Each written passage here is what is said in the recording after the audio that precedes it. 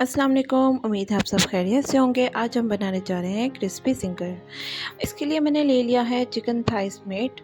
Chicken Thai स्मेट मैंने इसलिए लिया है क्योंकि इसमें बहुत ही अच्छे से मसाला रच जाता है और ये बहुत ही मज़े का जूसी सा बनता है, जिसके मुकाबले में अगर हम लें ब्रेस्ट का मीट तो वो बहुत ही सूखा सूखा सा बनता है, जो कि खाने में बहुत सूखा लगता है। तो इसलिए मैंने ले लिया था चिकन थाई स्मेट।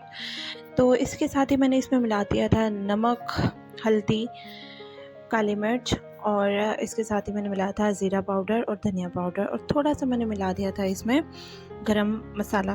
तो इसके साथ ही मैंने मिला दिया इसमें सिरका, और इसके साथ ही मैंने मिलाया था इसमें 1.5 टेबल स्पून सोया सॉस। तो इन सबको मैंने अच्छे से कर लिया था मिक्स, और फिर इसके साथ ही मैंने मिला दिया था इसमें ज़रा सा केचप। केचप मिलाने से फ़ायदा ये होगा कि और भी ज़्यादा ये जूसी बनेगा और बहुत अच्छा जायका आएगा।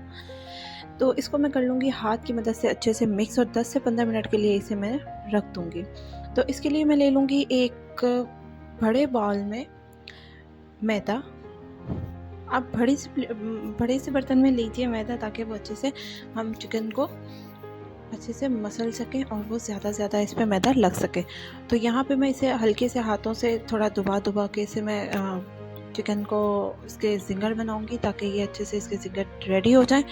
और इसको मैं अब एक बार डिप कर लूँगी, ताकि इसमें जो मैदा है वो अच्छे से इसकी कोटिंग हो जाए। एक बार दोबारा से इसे मैं मस लूँगी और मैदे में इसे कोटिंग करूँगी मैदे की, ताकि ये अच्छे से इसके ज़िंगर रेडी हो जाए। तो वो सारे चिकन थाइस को मैंने अच्छे से मसल लिया, और इसके साथ ही मैंने एक पैन में तेल ले लिया और तेल को कर लिया मैंने गरम। आहिस्ता आहिस्ता से बड़े आराम से बड़े अच्छे तरीके से मैं इसमें डाल दूँगी फ्राई होने के लिए। तो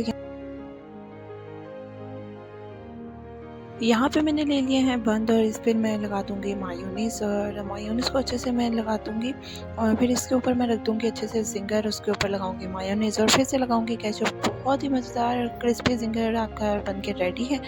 आप भी ज़रूर ट्राई